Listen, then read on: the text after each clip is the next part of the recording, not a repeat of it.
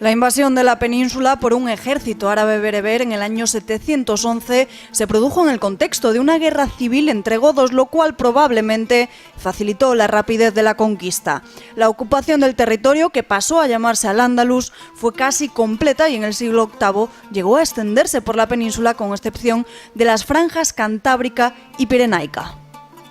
Desde entonces y hasta finales del siglo XV, el espacio ibérico fue dividido en dos grandes regiones culturales y religiosas. Por un lado, los reinos cristianos del norte, que se reconocían en la España visigoda y en la tradición cristiana, y por otra, el Emirato primero, el Califato después y las taifas más tarde, las unidades políticas de Al-Ándalus. La diferencia entre una y otra zona no podía ser mayor. Aunque cristianismo e islamismo partían de un mismo origen semítico, el primero se había fundido con la cultura y la filosofía griega, haciendo suyo el legado de la cultura clásica. El Islam, por el contrario, reafirmaba su carácter árabe y los elementos semíticos de su origen, instaurando un derecho basado en la Sharia, la ley islámica, a través de la que se expresaba la unión entre el ámbito religioso y el civil. Pasados los primeros años de pujanza, la inestabilidad se convirtió en una característica de la zona musulmana. Además, los cristianos en Al-Ándalus vivían una situación de opresión. Eran abrumados a impuestos, les estaba vedado el desempeño de tareas administrativas y militares, se atacaba su cultura, a su religión, sometidas a un creciente número de prohibiciones, y estaban obligados a expresarse en árabe, una situación que culminó en las ejecuciones masivas de Córdoba en el siglo IX.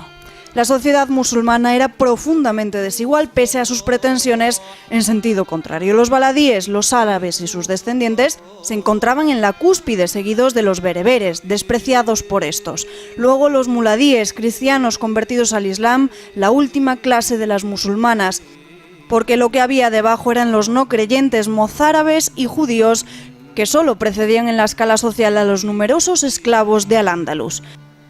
Fue Al-Ándalus una sociedad culta y tolerante en la que se verificó una convivencia de las distintas religiones en un régimen de indulgencia generalizado hacia las creencias ajenas. En modo alguno. La de Al-Ándalus fue una sociedad que restringió enormemente y que persiguió las religiones que no eran la musulmana, que impuso un solo idioma y que se articulaba en una estricta jerarquía étnico-religiosa. Cuando la intensidad de su pasión religiosa se desvanecía, oleadas de integristas procedentes del norte de África reactivaban dicha religiosidad, inyectando un fanatismo que permitió a Al-Ándalus mantenerse algún tiempo más del que seguramente hubiera logrado por sí mismo. Pero al fin y a la postre el resultado fue la completa derrota de Al-Ándalus al término del proceso reconquistador, esencial para entender la construcción de España. La figura histórica de Rodrigo Díaz de Vivar está envuelta en la niebla de la historia. Aunque se desconoce su año de nacimiento, hoy se supone que hubo de ser en torno a 1048. Y tampoco es seguro que el lugar en que vino al mundo fuese la burgalesa Vivar, pues la primera fuente que refiere tal cosa es unos 100 años posterior a su muerte. Era un hombre de cierta cultura para su tiempo, ya que leía y escribía, saberes que adquirió en la corte de Sancho II, a quien sirvió en sus primeros años como guerrero. Por él combatió contra sus hermanos Alfonso VI, rey de León, y García, rey de Galicia, venciéndoles en el campo de batalla y permitiendo así la unificación de los dos reinos junto con el de Castilla, lo que convirtió al monarca castellano en Sancho II de León. Sin embargo, parte de la nobleza leonesa se sublevó contra el nuevo monarca en Zamora, auxiliada por doña Urraca, hija de Fernando I y por tanto hermana tanto de Alfonso como de García como de Sancho. En el cerco de la ciudad, el rey Sancho encontraría la muerte a manos de Bellido Dolfos. Alfonso VI recobró el reino de León y lo unió a León y a Galicia, lo mismo que había hecho Sancho anteriormente. La literatura quiere que de ahí, del asesinato de su hermano Sancho, naciera una inextinguible enemistad entre el monarca y Rodrigo Díaz de Vivar, pero parece que se trata más de un episodio mítico que histórico. Hoy se cree que la ruptura entre ambos se debe a que el Cid, defendiendo las tierras sorianas de las incursiones musulmanas, terminó por asaltar la taifa toledana, que estaba bajo la protección de Alfonso. Seguramente los cortesanos de Alfonso VI intrigaron contra él, pero el caso es que de entonces data su destierro. Tras ser rechazado junto a su mesnada por los condes de Barcelona, se puso a las órdenes de la poderosa taifa musulmana de Zaragoza, desde donde dirigió una campaña contra el gobernador de Lérida en 1082. En esa y en las siguientes campañas combatió contra los reyes y señores cristianos aliados de la taifa musulmana, aunque parece que consiguió una reconciliación con Alfonso VI. La obtención de una sucesión de brillantes victorias le valió el bautizo de Cid, que en árabe quiere decir mi señor. La irrupción en la península de los almorávides, mucho más estrictos en la observancia de los preceptos del Islam, pudo tener un doble efecto. De un lado, obligar al rey zaragozano a prescindir de las mesnadas del Cid, y del otro, que Alfonso VI requiriese los servicios del Cid para combatir a los recién llegados. Pues habiendo conquistado Toledo en 1085, Alfonso amenaza ahora Zaragoza, y los norteafricanos no estaban dispuestos a permitir su caída. Su muerte se produjo en la primavera o el verano de 1099, precisamente en Valencia. Su mujer, Jimena, al parecer emparentada con el rey Alfonso VI y sus familiares, tuvieron que dejar la ciudad apenas 3 años más tarde. Los musulmanes retendrían Valencia hasta que en 1268 Jaime I la conquistara. Hoy sus restos, tras no pocas vicisitudes, descansan en la Catedral de Burgos. En vísperas de la batalla de las Navas de Tolosa, en 1212, las derrotas sufridas a manos de los almohades, desde Alarcos 17 años atrás hasta la última que había tenido lugar apenas un año antes, habían permitido a los norteafricanos llegar hasta las puertas de Toledo con la consiguiente alarma del rey de Castilla, Alfonso VIII. Con el prestigio maltrecho por esta causa, leoneses y navarros habían empezado a efectuar reclamaciones fronterizas a Castilla, aunque Aragón seguía lealmente aliada a Alfonso. Al mismo tiempo, desde su imperio en el norte de África, los almohades habían acudido a Al-Ándalus para disciplinar a sus correligionarios escandalizados por su decadencia. La fragmentación en taifas había debilitado enormemente a la zona musulmana de la península, y los almohades, como antes los almorávides, pretendían unificarla primero y enfrentarse a los cristianos después. Al frente de ellos se encuentra quien llaman el emir de los creyentes, que en árabe suena como el Miramamolín de las crónicas cristianas.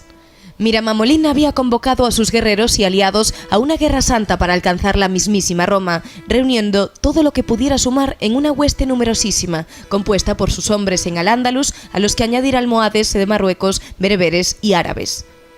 Alfonso VIII, por su parte, había decidido retar a estos a una batalla decisiva, pero la situación en el campo cristiano no era buena. Además de las querellas internas, el poderío almohade hacía prever una campaña durísima para la que no parecía haber efectivos suficientes, de modo que Alfonso VIII se dirigió al Papa Inocencio III a fin de obtener el mayor apoyo posible. Necesitaba que el pontífice declarase cruzada la campaña en ciernes contra el poder islámico.